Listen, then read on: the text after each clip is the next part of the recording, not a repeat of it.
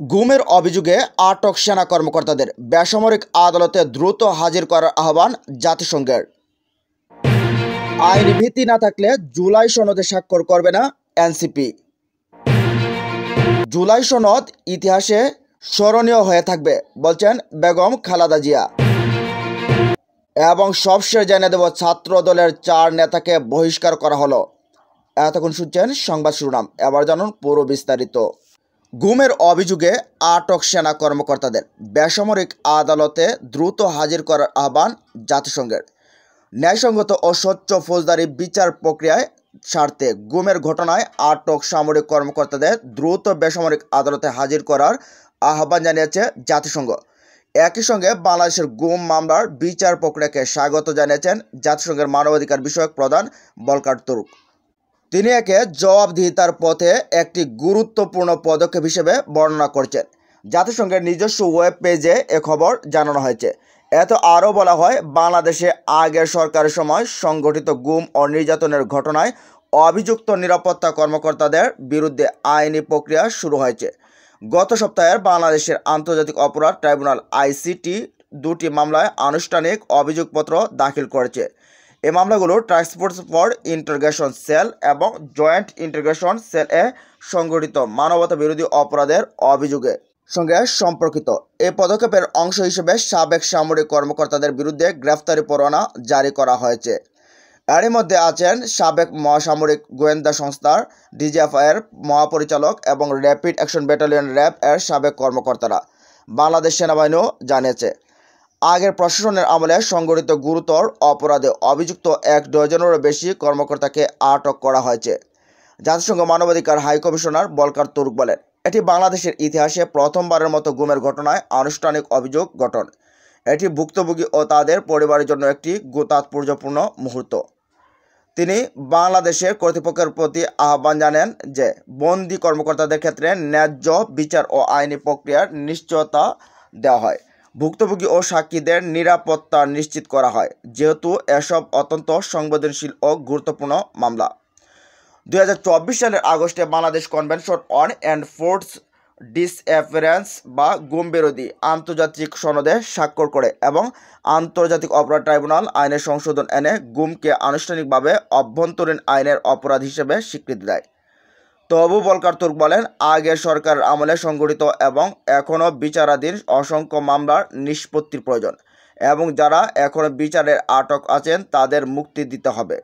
গত বছরের তরুণদের নেতৃত্বে হওয়া ব্যাপক আন্দোলনের সময় প্রায় 1400 মানুষ ও অনেক শিশু সহ নিহত হন। সেই আন্দোলনের পরিপ্রেক্ষিতে তৎকালীন প্রধানমন্ত্রী শেখ হাসিনা দেশ ছেড়ে পালিয়ে যান ও পদত্যাগ করেন। তিনি 2009 সালের জানুয়ারি থেকে টানা ক্ষমতায় ছিলেন। এর আগে 1996 থেকে 2001 সাল পর্যন্ত তিনি সরকার পরিচালনা করেন। জাতিসংঘ মানবাধিকার দপ্তর এক তথ্য অনুসন্ধান প্রতিবেদনে নির্যাতন, অবৈধ আটক ও গুমের বিশ্বস্ত প্রমাণ পাওয়া গেছে, যা আন্তর্জাতিক আইনের আওতায় অপরাধ হিসেবে বিবেচিত হতে পারে। ওই প্রতিবেদনের মূল সুপারিশ এবার ভলকার তুর্ক পুনরায় উল্লেখ করেছেন। তা হলো, বাংলাদেশকে অবশ্যই নিশ্চিত করতে হবে যে কেউ গুরুতর মানবাধিকার লঙ্ঘনের জড়িত তার পদমর্যাদা যাই হোক না কেন, ন্যায়সঙ্গত ও স্বচ্ছ বিচার প্রক্রিয়ার মাধ্যমে জবাবদিহিতার মুখোমুখি করা হয় যেন। তিনি আরও আহ্বান জানান, এসব মামলায় মৃত্যুদণ্ডের প্রয়োগ বন্ধ করতে এবং এর পরিবর্তে একটি সত্য উদ্ঘাটন ও ক্ষতিপূরণ, আরোগ্য ও ন্যায় বিচার সমন্বিত প্রক্রিয়া শুরু করতে, যাতে অতীতের নির্যাতন ও গুমের ঘটনা আর কখনো না ঘটে। জুলাই সনদে স্বাক্ষর অনুষ্ঠানে অংশ নেবে না এনসিপি। বৃহস্পতিবার 16 অক্টোবর রাত 1:30টায় এনসিপির যুগ্ম সদস্য সচিব ও মিডিয়া সেল সম্পাদক মুশফিক উস সালেহীন গণমাধ্যমকে এ তথ্য জানান। তিনি বলেন, যেহেতু এ স্বাক্ষর অনুষ্ঠানের মধ্য দিয়ে আইনি ভিত্তি অর্জন হবে না, এটা কেবল আনুষ্ঠানিকতা। আমরা বহুবার আইনি ভিত্তির কথা বলছি, তাই এখনও অংশ নিচ্ছি না। মুশফিকুস সালেহীন বলেন, তবে ঐকমত্য কমিশন যেহেতু সময় বৃদ্ধি করছে, আমরা সেখানে অংশগ্রহণ করতে আমাদের আহ্বান তুলে ধরব। দাবি পূরণ হলে পরবর্তীতে স্বাক্ষর করব। এদিকে জুলাই সনদ বাংলাদেশের জন্য একটা বিরাট মাইলফলক। স্বাক্ষরিত হতে যাওয়া জুলাই সনদ বাংলাদেশের নতুন একটা বিরাট মাইলফলক বলে মনে করেন বিএনপির চেয়ারপারসন ও সাবেক প্রধানমন্ত্রী বেগম খালেদা জিয়া। বৃহস্পতিবার 16 অক্টোবর রাতে রাজধানীর বসুন্ধরার এবার কেয়ার হাসপাতালে চিকিৎসাধীন বিএনপি চেয়ারপারসনের সঙ্গে সাক্ষাৎ শেষে বাইরে অপেক্ষমান সাংবাদিকদের সঙ্গে জুলাই সনদ নিয়ে বেগম জিয়ার এমন মনোভাবের কথা জাতীয় ঐক্যমত্য কমিশনের সদস্য বদিউল আলম মজুমদার জানান। জাতীয় সংসদ ভবনে জুলাই জাতীয় সনদ স্বাক্ষর অনুষ্ঠানে খালেদা জিয়া ও বিএনপির ভারপ্রাপ্ত চেয়ারম্যান তারেক রহমানকে আমন্ত্রণ জানিয়েছেন জাতীয় ঐক্যমত্য কমিশনের চেয়ারম্যান ও প্রধান উপদেষ্টা অধ্যাপক ডক্টর মোহাম্মদ ইউনূস। রাত 8:30টায় বদিউল আলম মজুমদার ও প্রধান উপদেষ্টার বিশেষ সহকারী মনির হায়দার হাসপাতালে গিয়ে বিএনপি চেয়ারপারসনের সঙ্গে সাক্ষাৎ করে প্রধান উপদেষ্টার এ আমন্ত্রণ পৌঁছে দেন। এ সময় বিএনপির স্থায়ী কমিটির সদস্য অধ্যাপক ডাক্তার ZM জাহিদ হোসেনের উপস্থিত ছিলেন। বুধবার 15 দিবাগত রাতে স্বাস্থ্য পরীক্ষার জন্য খালেদা জিয়ার এবারকারে হাসপাতালে ভর্তি হন।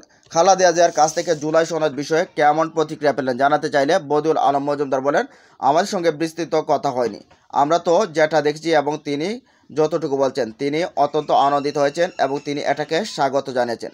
তিনি মনে করেন যে এ সনদ বাংলাদেশের জন্য নতুন একটা বিরাট মাইলফলক এবং বাংলাদেশের জন্য একটা সুন্দর ভবিষ্যৎ সৃষ্টি করার ব্যাপারে গুরুত্বপূর্ণ ভূমিকা পালন করবে। তিনি আরও বলেন, প্রধান উপদেষ্টা ডক্টর মোহাম্মদ ইউনূসের পক্ষ থেকে আমরা এসেছি শুক্রবার 17 অক্টোবর যে জুলাই জাতীয় সনদ স্বাক্ষরিত হবে সেই অনুষ্ঠানের দাওয়াত সাবেক প্রধানমন্ত্রী বেগম খালেদা জিয়া এদাত পৌঁছে দিতে এবং একই সঙ্গে প্রধান উপদেষ্টার সালাম পৌঁছে দিতে। আমরা সবাই ওনার আরোগ্য কামনা করি, তিনি যেন দ্রুতই সুস্থ হয়ে ওঠেন। ঐক্যমত্য কমিশনের সদস্য জানান, তিনি খালেদা জিয়া ও প্রফেসর ইউনূসকে সালাম জানিয়েছেন এবং আমাদের শুক্রবারের অনুষ্ঠানের সফলতা কামনা করছেন। পরে দলের ভারপ্রাপ্ত চেয়ারম্যান তারেক রহমানের আমন্ত্রিত হাসপাতালে উপস্থিত বিএনপির চেয়ারপারসনের একান্ত সচিব ABM আব্দুস সাত্তারের কাছে পৌঁছে দেন বলে জানান মনির হায়দার।